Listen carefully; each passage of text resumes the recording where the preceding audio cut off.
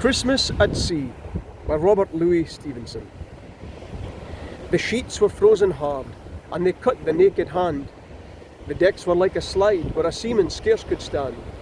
The wind was a nor'wester blowing squally off the sea, and cliffs and spouting breakers were the only things alee. They heard the surf a-roaring before the break of day, but 'twas only with the peep of light we saw how ill we lay. We tumbled every hand on deck, instanter with a shout, and we gave her the main topsail and stood by to go about. All day we tacked and tacked between the south head and the north.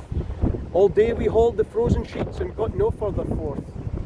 All day as cold as charity, in bitter pain and dread, for very life and nature we tacked from head to head. We gave the south a wider berth, for there the tide race roared. For every tack we made we brought the north head close aboard. So as we saw the cliffs and houses, and the breakers running high, and the coast guard in his garden with his glass against his eye. The frost was on the village roofs, as white as ocean foam. The good red fires were burning bright in every longshore home. The windows sparkled clear, and the chimneys volleyed out, and I vow we sniffed the victuals as the vessel went about. The bells upon the church were rung with a mighty jovial cheer, for it's just that I should tell you how of all the days in the year, this day of our adversity was blessed Christmas morn, and the house above the coastguards was the house where I was born.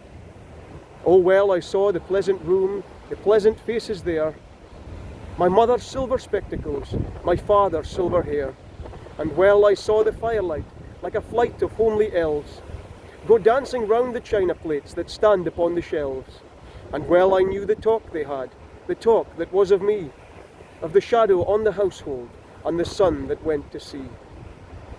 And oh, the wicked fool I seemed in every kind of way, to be here and hauling frozen ropes on blessed Christmas Day. They lit the high sea light, and the dark began to fall.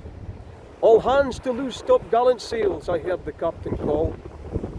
By the Lord, she'll never stand it, our first mate Jackson cried. It's the one way or the other, Mr. Jackson, he replied.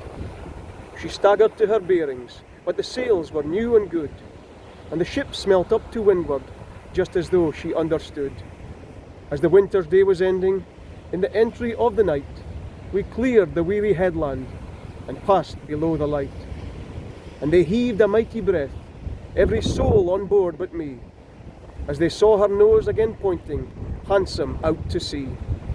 But all that I could think of, in the darkness and the cold, was just that I was leaving home, and my folks were growing old.